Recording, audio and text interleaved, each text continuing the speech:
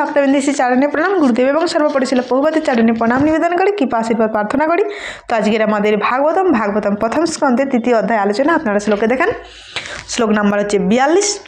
তো শ্রুত গোস্বামী তিনি বলছেন যে আমি যেটা ভাগবতম আপনাদের শোনাচ্ছি সেটা আমি মন গড়া বলছি না, আমি গুরু পরম্পরার কাছ থেকে শ্রবণ করে সেই কথাই আমি বলছি, আমি মন গড়া কিছু বলছি না। তো আপনারা দেখেন শ্লোক নাম্বার হচ্ছে 42। তো আমরা যে শুনছি এতগুলো শ্লোক আমরা পেরিয়ে এলাম, এখন সেই সুত গোস্বামী তিনি বলছেন যে এগুলো আমি শুনেছি গুরু পরম্পরার কাছ থেকে, তারপরে আপনাদের সামনে বলছি, আমি মন গড়া কিছু বলছি না। তো শ্লোকে দেখেন, শ্লোক নাম্বার হচ্ছে 22।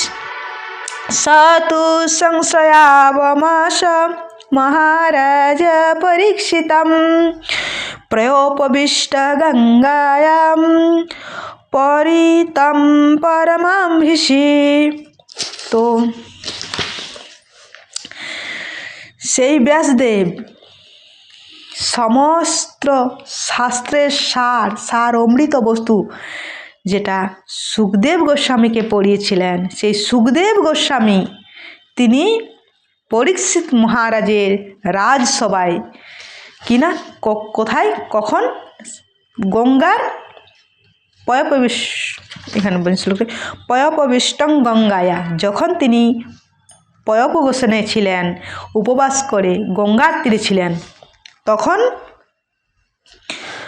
তখন এখানে বলছেন যে পরিতাং পরমাভিষি, তখন সমস্ত মুনি ঋষি তাকে পরিবেষ্টিত হয়ে শ্রবণ করেছিল, তখন আমিও সেখানে ছিলাম, আর আমি সেই কথা শ্রবণ করে আপনাদেরকে বলছি। তো আমি মন গড়া কিছু বলছি না।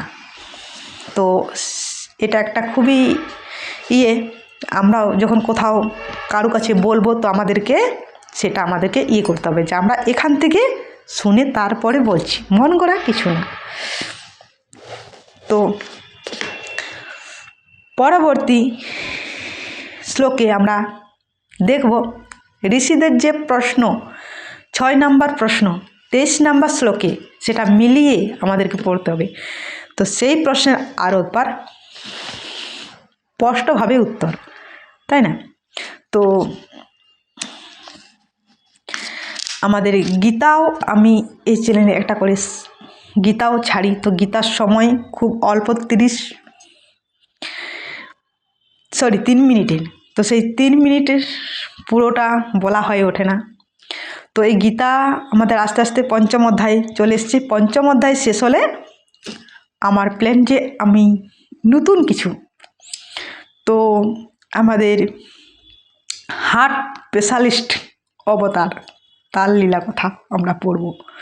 তো ওটা পড়তে পড়তে আমাদের অনেক সময় লাগবে, যদিও ভাগবতম হয়তো 10 বছর লেগে যেতে পারে, একটা করে শ্লোক পড়ছি। তো গীতা হয়তো বেশি দিন লাগবে না। তো আমরা সেই হার্ট স্পেশালিস্ট অবতার, হৃদয় সদনকারী অবতার, সেই ভগবানের কথা আমরা পড়ব। তো আমাদের গীতা শেষ হয়ে গেলে, তো এই ভাগবতম আজ এই পর্যন্ত। পরবর্তী আলোচনা পরের শ্লোকে নিয়ে আসবো। তো ওই ভগবান অর্জুনকে গরম করতে 18 অধ্যায় গীতা পড়িয়েছেন। মানুষ 2 ধরনের গরম হয়, এক কামে গরম হয়, এক ভগবান অর্জুনকে যুদ্ধ করব না বলছিল, তাকে গরম করতে 18 অধ্যায় গীতা শুনিয়েছেন। তো জ্ঞান আমাদের গ্রহণ করতে হবে। তো